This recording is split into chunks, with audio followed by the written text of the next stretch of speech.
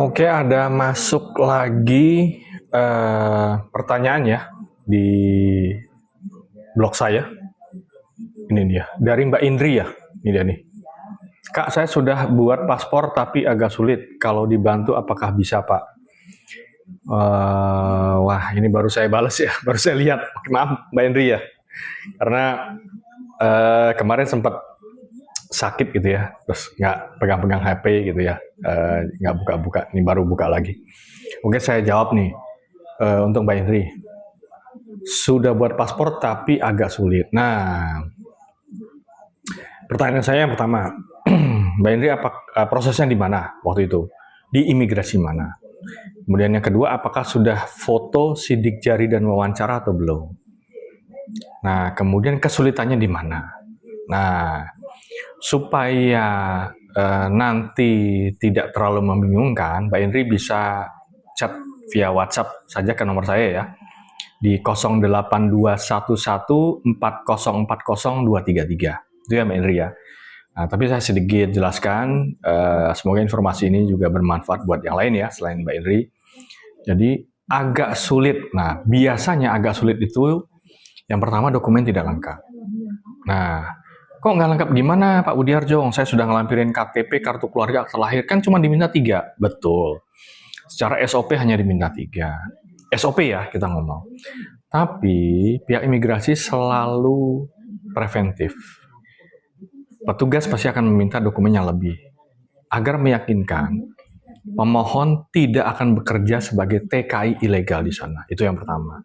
Atau yang kedua, pemohon tidak dijadikan sebagai korban di luar negeri sebagai love scamming biasanya, atau seperti yang sudah terjadi, ada negara, saya sebut ya, ini Kamboja, sebagai karyawan judi online, guys. Nah, jadi jangan sampai ke sana.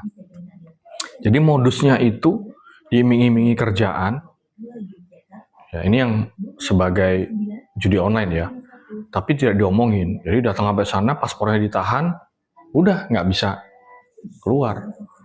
Nah itu yang kita nggak mau kejadian sama warga negara kita yang ada di luar negeri. Nah ini agak sulitnya, makanya tadi biasanya ditanya mau kemana gitu ya. Kemudian tadi karena dokumennya minimal, biasanya dimintain ijazah terakhirnya, pendidikannya apa. Walaupun misalnya pendidikan terakhirnya sarjana pun tidak menjamin juga bisa lolos. Nah, jadi pasti akan digali lagi, akan dikulik lagi oleh petugas wawancara, oleh petugas imigrasi. Biasanya tanyain surat keterangan kerja dari kantornya mana. Nah, kenapa disuruh ngelampirin surat keterangan kerja bagi pemohon baru, khususnya bagi pemohon baru? Tadi karena dia terikat kontrak kerja oleh perusahaan tersebut, kan nggak mungkin dia akan kabur lah istilahnya dari perusahaan. Dia pasti akan tujuannya keluar untuk liburan atau untuk tugas kantor, gitu Mbak Indri jadinya. Nah makanya saya harus bisa tahu dan detail kesulitan yang dihadapi apa. Tadi kebanyakan karena kelengkapan dokumen yang kurang, itu saja. Nah kalau memang seperti itu, dilengkapi saja apa yang diminta oleh imigrasi. Aduh Pak Budiarjo, saya nggak kerja, saya usaha sendiri, nggak masalah. Yang paling powerful untuk melampirkan dokumen kalau kita nggak kerja adalah rekening tabungan, guys. Nah, jadi kita nganggur, tapi punya uang. Nah, seperti itu. Berapa jumlahnya? Untuk bepergian wilayah Asia, ya saya garis bawain lagi, Asia, itu minimal di rekening tabungannya ada saldo mengendap 60 juta rupiah minimal. Kenapa? Karena dihitungnya adalah sehari menghabiskan biaya 2 juta rupiah untuk tinggal di negara asing. Itu kalau Asia. Tapi kalau non-Asia, ke Australia, ke Eropa, Amerika, maka 2 kali lipatnya, 120 juta.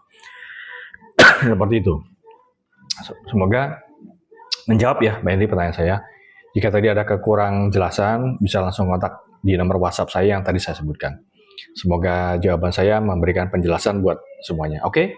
Thank you, salam sehat semua. Jos Kandos.